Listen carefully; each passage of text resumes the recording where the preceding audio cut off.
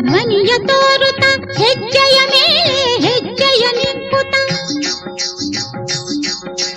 ಸಜ್ಜನ ಸಾಧು ಪೂಜೆಯ ವೇಳೆಗೆ ಮಜ್ಜಿಗೆಯೊಳಗಿನ ಬೆಣ್ಣೆಯಂತೆ ಭಾಗ್ಯದ ಲಕ್ಷ್ಮೀ ಬಾರಮ್ಮ ನಮ್ಮಮ್ಮ ನೀ ಸೌಭಾಗ್ಯದ ಲಕ್ಷ್ಮೀ ಬಾರಮ್ಮ.